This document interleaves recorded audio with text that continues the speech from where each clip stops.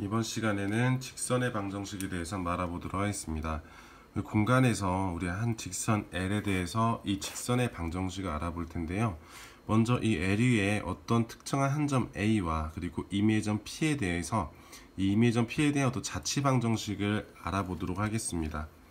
먼저 직선 L에 대해서 한 점 A와 이미점 P에 대해서 우리가 이 직선과 평행한 벡터 U를 하나 이렇게 만들어요. 벡터 U. 이 U를 우리 직선 L과 평행한 벡터라고 하는데, 이 벡터를 우리가 이제 뭐라고 하냐면 방향 벡터라고 해요. 방향 벡터. 자, 방향 벡터라고 했을 때 여기에서 결국 이 벡터 U라는 것은 벡터 AP, 이 벡터 AP하고 평행이 되겠죠.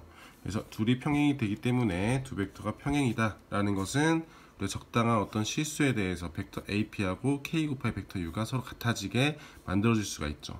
그래서 그런 실수 K가 존재하게 되므로 여기에서 벡터 AP, 즉 OP- 벡터 OA라는 것은 벡터 X- 벡터 A로 쓰게 되면 얘는 K 곱하기 벡터 U와 같다라고 얘기할 수 있습니다. 따라서 벡터 X라는 것은 벡터 A 더하기 K 벡터 U라고 이렇게 벡터 방정식으로 직선의 방식을 표현할 수가 있습니다. 근데 이때 한번 이 벡터들을 성분으로 표현했을 때 그때는 벡터 이 직선의 방정식이 어떻게 나오는지 한번 알아볼 텐데요.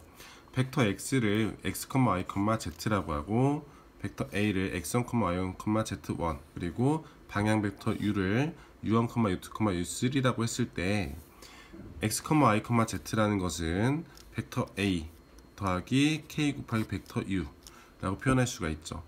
자, 그러면 얘를 우리가 실제로 우리 합을 해서 이 성분을 다시 표현. 여기에서 우리가 X, Y, Z라는 이 성분을 다시 한번 얘기해 보면은 결국에는 X1 더하기 K U1, Y1 더하기 K U2, Z 더하기 K U3하고 X, Y, Z를 표현할 수가 있습니다. 그래서 이렇게 표현을 했을 때 U1, U2, U3 모두 다 0이 아니면, 즉 곱이 0이 아니면 여기서 K라는 문자 하나에 대해서 이 세 가지 식을 표현할 수가 있죠. 그래서 우리가 이렇게 하나의 어떤 식이 나오게 되면은 이것은 직선의 방정식을 의미합니다. 그래서 이 직선의 방정식을 의미하게 되는데, 여기서 알아볼 수 있는 내용은 이 직선은 방향 벡터 U1, U2, U3를 가지고 있다라는 걸 알 수가 있겠죠. 그리고 X1, Y1, Z1을 지난다고 알아볼 수가 있습니다. 그런데 만약 U1, U2, U3라는 이 성분들 중에서 하나라도 0이라면, 즉 여기서 이 세 개 곱에 대해서 뭐 한 문자 0이라고 한번 해볼게요. 그래서 뭐 U1이 0이라고 했을 때는 U1 값이 0이 된다고 한 얘기는 결국 X쪽 방향으로는 이제 뭐 방향성이 없다는 얘기거든요.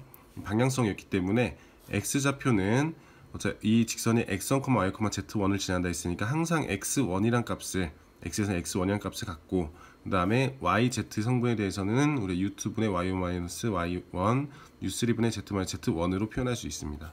그래서 직선의 방정식이 이렇게 두 가지로 표현될 수 있는데, 이거는 실제로 이제 뒤에서 배워볼 테지만 X는 X1이라는 한 평면이 되는 이런 평면과 그 다음에 Y와 Z에 관한 1차식으로 표현된 이 평면, 그 두 평면이 서로 같아지는 곳, 즉 두 평면의 교선을 가지고 직선을 표현한 것입니다.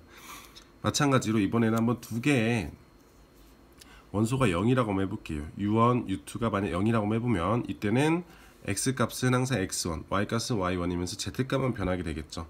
그래서 그때 직선의 방식은 X1, Y1, 어떤 Z는 뭐 임의 실수가 다 될 수 있겠죠.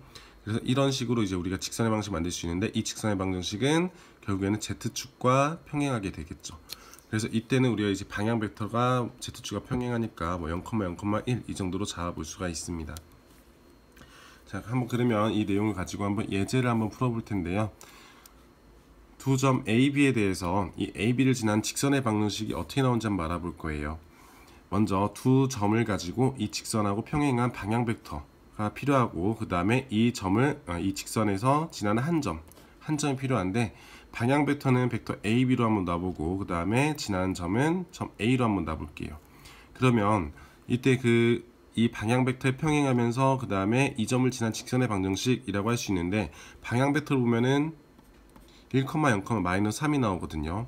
그러면 여기서 Y에 대한 방향 벡터 Y 성분이 0이기 때문에 우리는 X하고 Z 성분만 가지고 이 직선 이런 식 하나의 이제 식을 만들 수가 있고 y 쪽은 방향성이기 때문에 항상 y 값은 3이 된다라고 할 수 있어요. 그래서 1분의 x-x1 여기서 점 A를 지나간다고 했으니까 A의 x 값을 넣을게요. 1분의 x-1 그 다음에 점 A에서 z 값은 2니까 y는 3분의 z-2 이렇게 놓고 y는 3 이다 이렇게 표현하게 되면은 두 점 A, B를 지난 직선의 방정식이 표현될 수가 있습니다. 다음으로는 한번 구의 방정식에 대해서 한번 알아볼 텐데요. 구의 방정식 같은 경우는 우리가 앞에서 미리 배웠던 평면 위에서의 원의 방정식 정의와 같거든요. 원의 방정식 같은 경우는 한 점으로부터 거리가 일정한 점들의 자취가 이제 원이 됐었는데 구의 방정식도 마찬가지로 공간에서 한 점으로부터 거리가 일정한 점들의 자취가 구가 됩니다. 그래서 여기서 이제 구의 중심, 그 중심 A라고 잡게 되면은 이 A라는 점에서 구에 있는 점 P까지 이르는 거리 항상 일정하다. 일정 값을 반지름 R로 놓을게요. 그러면 결국 벡터 AP라는 이거에 대한 크기는 반지름 R과 같기 때문에 여기서 벡터 OP를 벡터 X 그리고 벡터 OA를 벡터 A라고 표현하게 되면은 벡터 X 마이너스 벡터 A 이 크기는 항상 R이 되겠죠. 그리고 이걸 한번 우리가 성분으로 한번 표현해 보면은 벡터 X를 X, Y, Z 벡터 A를 X1, Y1, Z1이라고 했을 때 벡터 X1 마이너스 벡터 A의 벡터 X 마이너스 벡터 A의 크기가 R이니까 양쪽을 제곱하게 되면은 얘 같은 경우는 이제 벡터의 내적으로 표현할 수가 있겠죠.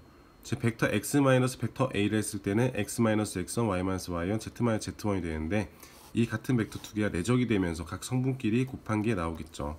그래서 결국에는 x 마이너스 x1의 제곱 더하기 y 마이너스 y1의 제곱 더하기 z 마이너스 z1의 제곱은 r 제곱이다 이렇게 표현이 돼요. 그래서 여기 이렇게 우리가 x, y, z에 관한 2차식 형태로 2차 항의 이제 개수가 서로 같았을 때 2차식 형태로 이렇게 표현이 되게 되면은 이것은 이제 구를 표현하는 그런 점들이다라고 아시면 되겠습니다.